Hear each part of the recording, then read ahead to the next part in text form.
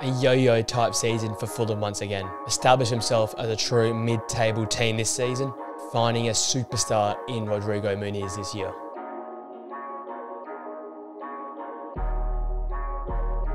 Ladies and gentlemen, welcome back to the Players Zone YouTube channel and welcome to our Fulham season recap for season 23-24.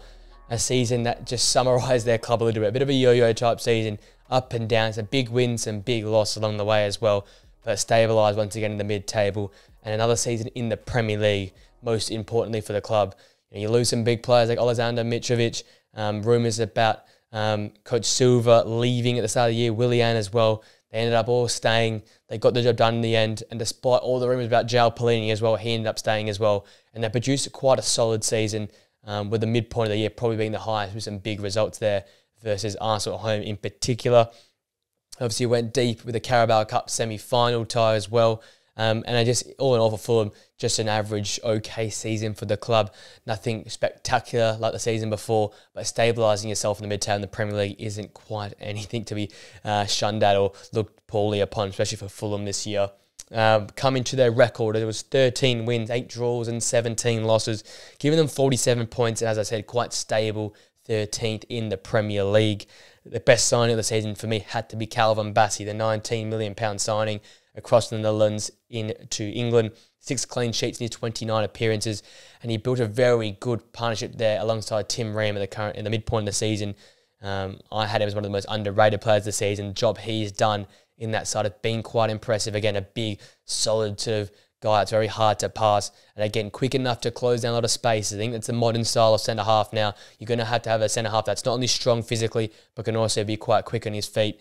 Again, not, I guess, your typical play out the back type centre-back, but comfortable enough on the ball. And when they had Anthony Robertson alongside Tim Ream and Calvin Bassey, Tim Castagna there on the right-hand flank, it was a very stable back line, a back line that lacked any real mistakes. It was very solid. Again, no real X factor or difference maker, but just solid enough to get the job done. And it was a real, I guess, foundation on what Fulham built on this season. A solid defensive structure through the midpoint of the season kept them going. And any time they scored, as I said at the midpoint in a lot of my prediction videos, when they scored more than one goal, they basically won a lot of games of football because that defence held up so strong back there. So Calvin Bassey, definitely for the £19 million, a superb value for money signing. The worst signing, probably a bit harsh, but they didn't have many bad ones this year. It had to go down as Armando Broja, brought in the mid-season on loan, a chance for not only him but the club to see what he was all about and get an X-factor type player, but ended up being irrelevant. Only the 8 appearances after the January move.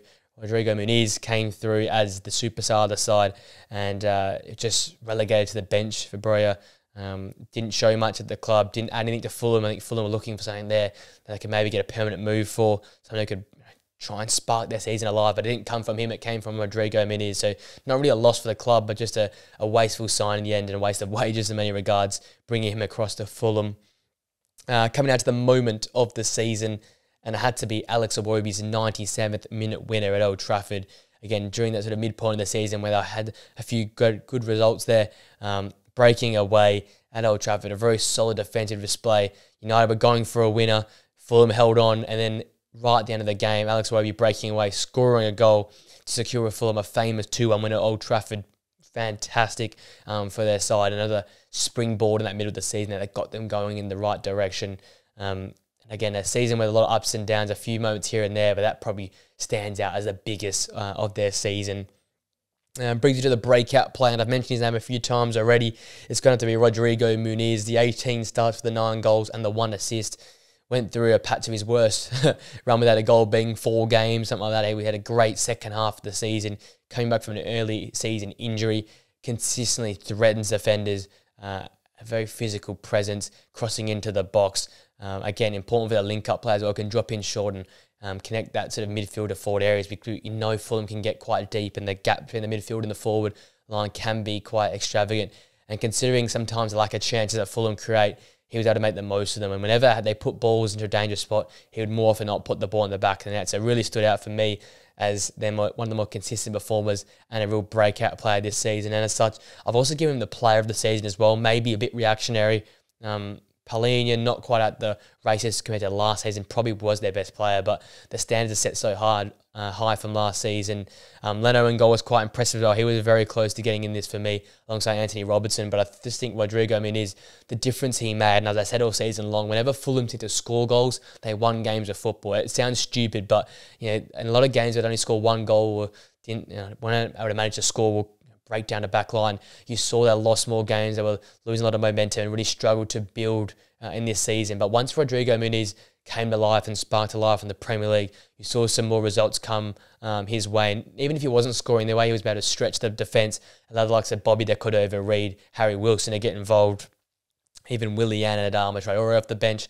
It was when that front line started to get that spark in its style of football is when Fulham looked at their best. I think that was led by Rodrigo Muniz. So not only his 9 goals and the 1 assist, but also the work he did getting some excitement there at the Craven Cottage and leading this line, which was really lacking and starved a lot of chances come the season. So he goes down not only as the breakout player of the season, but also the player of the season for me. That brings me down to the priorities for next season, which is to hold on. Number 1 is to hold on to Paulinho as much as you can. The news sort of drifted away from him a little bit with some other players performing. Maybe you can sneak him under the radar and keep him again next season, because when him and Harrison Reed are in midfield, it is a very dynamic midfield with Andreas Pereira in front of them. That's probably their best midfield 3, and we didn't get to see it too much. Sasa Lukic has performed much better this season, but he normally plays alongside João Paulinho, and I think the tackle numbers, again, I think he surpassed last season's tackle numbers, and it's just fabulous the work he does in midfield, into breaking the play up, getting them to go forward. And as much as it hasn't stood out as much this season, and maybe just because our expectation has lifted again for him, always consistent, never really puts in a bad performance. On the ball, a little bit poorer this season, but in terms of defensively, keeping this side structured, keeping the opposition away from goal, he does that job, and to a fantastic level as well. So it'll be interesting to see, especially with Bayern probably getting a new manager, Chelsea getting a new manager. Does he end up moving to different clubs with different managers there at these clubs now? Probably not. Man United have gone away from him as well, so he might end up staying at Fulham, and that would be a massive win for them going forward, because I think they need him there to build around him and to build their structure, because they want to be solid defensively first and then go and attack second. So important to keep on to Paulinho. Another priority is to keep feeding Rodrigo Muniz and try and continue this form here, because as I said, when the attackers are going and expressing themselves and playing at a high level, that's when Fulham look at their best. So you've got to try and create more chance for Rodrigo Muniz, get him opportunities. You saw 18 starts and 10 goal contributions. So he's almost a goal contribution for every second game which he starts. So get this guy some more chances. Probably isn't a long-term answer, but he's a guy that can find the back of the net. And I think for a side like Fulham, who wants to establish himself as a mid-table side, potentially push up the odd season and try and challenge for Europe, you want a striker that can find the back of the net. Mitrovic was that guy, and it's a massive drop-off from him to Raul Jimenez, who had some moments, wasn't consistent enough. I think Rodrigo Muniz, as a younger player with that real dangerous running and pace in behind, the physicality to hold the ball up, to head the ball home, I think he's someone you have to sort of build around and structure around. So priority is to find him more often next season, sort of force your style of football to try and find him more often than not, so he can find the back of the net. And the third priority as well is to improve some home form. I guess get an extended period of home dominance. Craven Cottage has never really been that place in the Premier League, and the Championship was a very hard place to go. But I think you've got to try and make that place a very difficult place to go play football. Try and make that home base a fortress and build your season off that, because if you get some impressive home performances like that win against Arsenal at home, you start to build some momentum and sort of propel yourself up the table a little bit to be more 10th and 9th place positioning. Because again, I've said a lot for these team recaps. A lot of teams are trying to push into that bracket there, and they're going to be one of those teams as well in that sort of bunch. So you don't want to get lost by having some poor home form. Make sure the home form is solid enough, structured enough, you're solid enough in terms of defensive, but also can go and be a bit more progressive on the front foot. At home, it's important you get in the front foot, get some goals for that home crowd, and get the crowd in behind you and backing you in. So important they make that home place very, very solid come next season. Coming to the season grade, it's a smack bang average C for me. Again, nothing out of the world, nothing really disappointing too much about Fulham this year. That's why it's a bit of a shorter video. They've done the job again. They've got Premier League safety.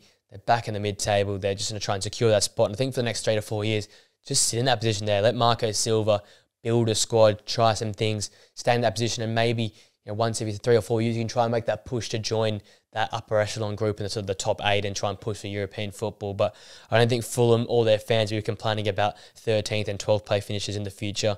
If you try and remove the yo-yo factor and try and put together a few more consistent type performances, you never know, you could be propelling yourself into the top half. But that all being said, a season great for a C, just an average season for them, done the job, and they'll be back on the horse next season to try and push up the Premier League table. With it all being said, ladies and gents, that brings this video to an end. Let me know what you think of my calls in the comment section down below. Do you think the season grade is right? Do you think Rodrigo Muniz is the player of the season for Fulham? Let me know that in the comment section down below. If you enjoyed the video, smash a like on it, subscribe to the Players Zone channel for more videos like these, and press that post notification so you know when the videos and our podcasts go live on the channel. With it all being said, I hope you enjoy the rest of your day, enjoy the upcoming football, and I'll see you guys for a video very, very soon. Next time, guys. See you later.